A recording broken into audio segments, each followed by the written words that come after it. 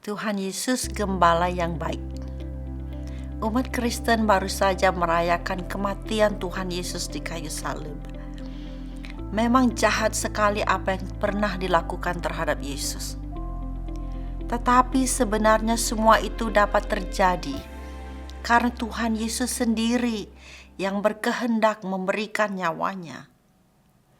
Pertanyaannya sekarang, kenapa Yesus dengan sengaja bersedia menyerahkan nyawanya? Dari perkataan Tuhan Yesus sendiri kita diberitahu bahwa karena Ia adalah gembala yang baik. Akulah gembala yang baik. Gembala yang baik memberikan nyawanya bagi domba-dombanya. Yohanes 10 ayat 11. Kita sudah begitu terbiasa memandang kepada diri sendiri. Tetapi perkataan Yesus tadi mengalihkan perhatian kita kepada dirinya. Dia menyerahkan nyawanya karena dia baik.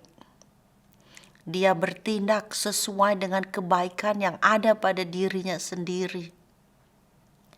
Sekarang mungkin muncul pertanyaan lain. Lah kalau sang gembala harus mati disalibkan, bagaimana dia bisa melawan musuh yang siap menyerang domba-dombanya? Rasanya tidak masuk akal manusia, kan? Seorang gembala yang baik akan melawan musuh yang berusaha memangsa domba-dombanya. Mengalahkan musuh yang ada di luar mungkin masih gampang. Tetapi bagaimana kalau musuh yang ada di dalam? Lebih parah lagi, bagaimana kalau manusia itu sendiri yang menjadi musuh Tuhan? Di mata Tuhan Yesus, orang tidak mengenal Dia adalah musuhnya. Sebelum Anda dan saya menjadi pengikut Yesus, kita juga dulu adalah musuh Tuhan.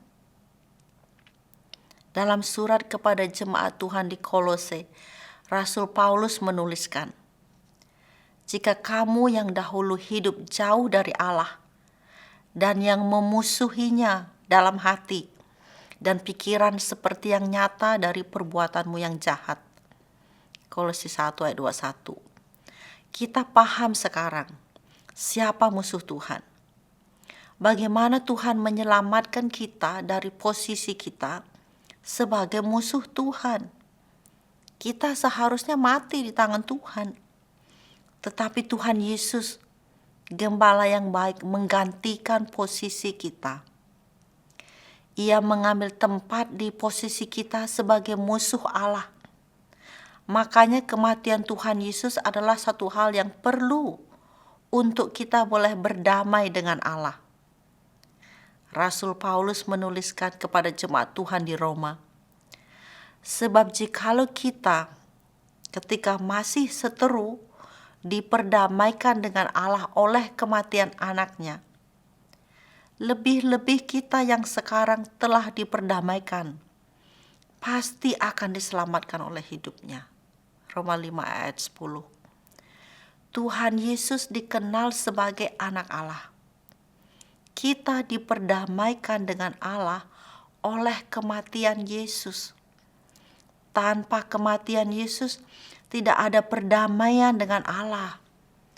Inilah sebabnya memiliki iman di dalam Yesus adalah satu hal yang diperlukan untuk seseorang berdamai dengan Allah. Allah sudah menyediakan jalan perdamaian.